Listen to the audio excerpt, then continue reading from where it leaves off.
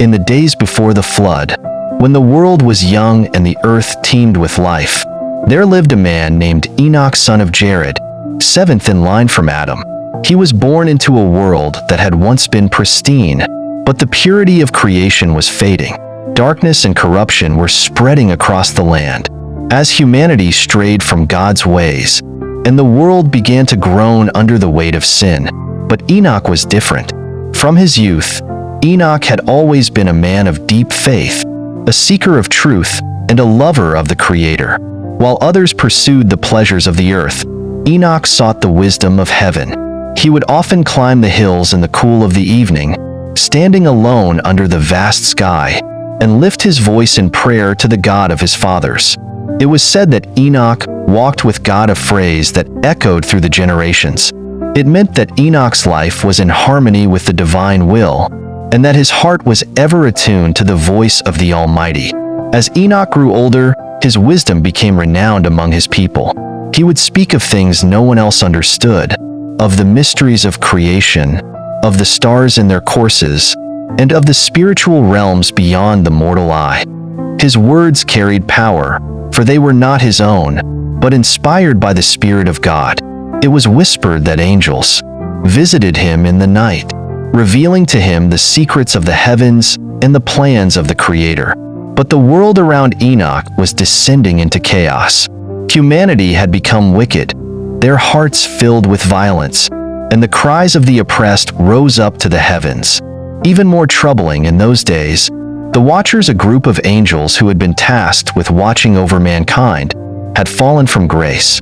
These celestial beings, led by the rebellious angel Shemihaza, had abandoned their posts in the heavens and descended to earth. They took human wives and fathered a race of giants known as the Nephilim, mighty and fearsome beings who spread terror across the land. The Nephilim wreaked havoc on the earth, devouring its resources and filling it with violence. The sins of the Watchers and their offspring multiplied, and the cries of the righteous reached the ears of God. Seeing the corruption of the earth and the devastation caused by the Nephilim, God was filled with sorrow. It was then that he turned his eyes toward Enoch. One evening, as Enoch stood alone on a hilltop, gazing at the stars, a voice called to him from the heavens. It was a voice like thunder, yet filled with warmth and light. The voice of God spoke to him, saying, "Enoch, my servant, you have walked faithfully with me all your days. You have seen the wickedness that has spread across the earth, and the suffering of the innocent. Therefore, I have chosen you to bear my message to both men and angels. You will speak on behalf of the heavens, for the time of judgment draws near." Trembling with awe, Enoch fell to his knees and replied, "Lord, I am but a man. How can I carry such a burden?" But God reassured him, saying, "Do not fear, for I will be with you. I will show you things hidden from the eyes of men, and you will proclaim the coming judgment upon the earth. But first, you will be taken beyond this world, to behold the realms of the angels and the courts of heaven." With those words, a great light surrounded Enoch, and he felt himself being lifted up, away from the earth. He passed through the clouds and into the starry sky, ascending higher and higher until the world below became a distant memory. Enoch's journey took him through the layers of the heavens, where he beheld wonders beyond human comprehension. He was escorted by angels, bright and glorious, who revealed to him the mysteries of the cosmos and the fates of the righteous and the wicked. In the first heaven, he saw the stars and their angelic guardians. In the second, he witnessed the punishment of fallen angels, bound in chains of darkness for their rebellion. In the third, he saw the Garden of Eden, still preserved in its heavenly state, waiting for the righteous to return. As Enoch ascended, he was brought before the Watchers, the very angels who had forsaken their divine mission. Their faces were filled with regret and sorrow, for they knew that their time was short. The rebellious Watchers pleaded with Enoch, begging him to intercede on their behalf, to ask God to show them mercy. But Enoch, filled with righteous indignation, replied, "You who were entrusted with the care of humanity, you who were given knowledge and power beyond measure, have betrayed your trust. Your sin is great, and the judgment of God is sure." Enoch was then taken into the presence of the Most High. There, in the seventh heaven, he saw the throne of God, surrounded by hosts of angels, radiant and mighty. Lightning flashed, and the sound of many waters filled the air. Enoch fell on his face, overwhelmed by the glory of the Almighty. God spoke to him again, saying, "Enoch, you have seen the fate of the fallen and the coming judgment upon the earth. You will return to your people and warn them, for I am about to cleanse the earth of its wickedness. A great flood will come, and only the righteous will be spared." With those words, Enoch was sent back to the earth. When Enoch returned, his face shone with a light not of this world. He gathered the people and began to prophesy, telling them of the visions he had seen and the judgment that was coming. He warned the descendants of Adam of the impending flood, urging them to turn from their wickedness and seek the ways of God. But few listened. The hearts of men were hardened, and the corruption of the watchers and the Nephilim continued to spread. Yet, Enoch did not waver. He continued to walk with God, spending long hours in prayer and meditation, and writing down the visions he had received. As the years passed, Enoch's time on earth grew short. One day, as he walked through a quiet valley, he felt the presence of God once more. The voice that had called him so long ago spoke again, saying, "Enoch, my beloved, your work is done. You have been faithful, and now you will no longer walk among men, for I will take you to be with me." And so, as the sun set behind the mountains, Enoch was taken. His body was not found, for God had taken him away. He ascended into the heavens, and there he remains, a living witness to the faithfulness of God. Enoch's story did not end with his ascension. His writings, passed down through the ages, became a source of wisdom and prophecy. His name was remembered by the righteous, and his life became a symbol of hope and faith. In later times, his prophecies would be echoed by the prophets of Israel, and his visions of judgment and restoration would find fulfillment in the coming flood, the destruction of the wicked, and the promise of a new heaven and earth. Though Enoch was taken from the world, his story continues to inspire those who seek to walk with God, reminding them that even in the darkest of times, faithfulness to the Creator will be rewarded, and the righteous will one day see the glory of heaven. God took Enoch away from the earth and brought him into heaven. He did not die like other people. Instead, God took him up because of his faith.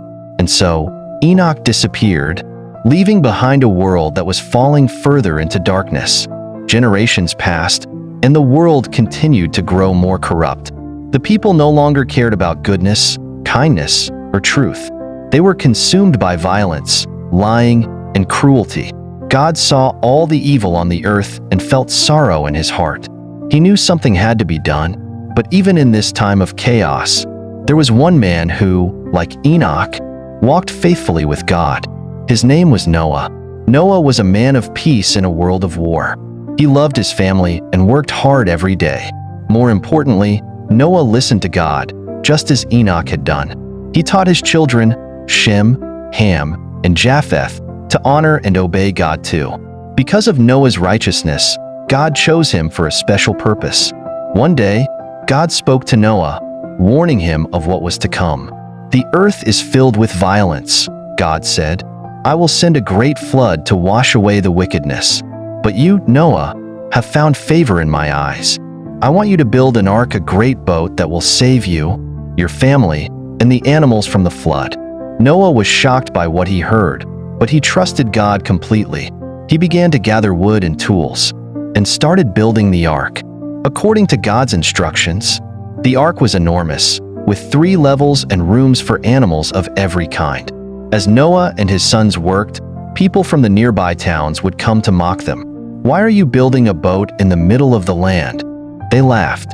"Where is this flood you speak of? You're wasting your time." But Noah ignored them. He knew that God's words were true, even if no one else believed him. Years passed, and finally, the ark was finished. It stood tall and strong, ready for the coming storm. Then, something miraculous happened. Animals of every kind, lions, elephants, Birds, snakes, and more began to gather at the ark. They came in pairs, just as God had commanded. Noah and his family guided the animals into the ark, 2 by 2, until the boat was filled.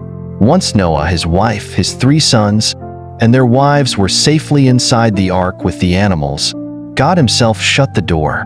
The sky, which had been clear moments before, suddenly darkened. Thunder roared and lightning split the sky. Then the rain began to fall. At first, it was just a gentle drizzle, but soon, the heavens opened, and torrents of water poured down. The ground split open, and water gushed up from beneath the earth. In no time, the rivers overflowed, and the oceans swelled. The water rose higher and higher until even the tallest mountains were swallowed up by the flood. For 40 days and 40 nights, the rain continued. Every living creature outside the ark perished, and the earth was completely submerged in water.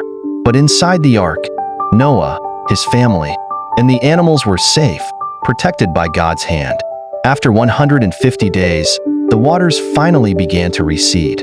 Noah sent out a raven, but it found no place to land. Then he sent out a dove, and on its second journey, it returned with an olive leaf in its beak, a sign that the earth was beginning to dry. Noah and his family waited patiently, trusting in God's timing. Eventually, the ark came to rest on the mountains of Ararat. When the ground was fully dry, God spoke to Noah. "Come out of the ark," he said, "you and your family, and let the animals fill the earth once again." Noah obeyed, and as he stepped onto the fresh, clean earth, he built an altar to thank God for saving them. He offered sacrifices, and the sweet aroma rose to the heavens. God was pleased with Noah's offering and made a covenant with him and his descendants. "I will never again destroy the earth with a flood," God promised. "As a sign of this covenant, I set my rainbow in the clouds. Whenever you see it, remember my promise to all living creatures." Noah and his family looked up and saw the brilliant colors of the first rainbow stretching across the sky. It was a symbol of hope, mercy, and new beginnings. From that day forward, Noah's family repopulated the earth, and the legacy of his faithfulness continued for generations. Just as God had taken Enoch into heaven for his righteousness, he had spared Noah and his family, allowing them to begin again. And through it all, the rainbow remained, a reminder of God's mercy and the importance of walking with him, no matter what the world may be like. In this story, both Enoch and Noah stand as examples of what it means to walk with God.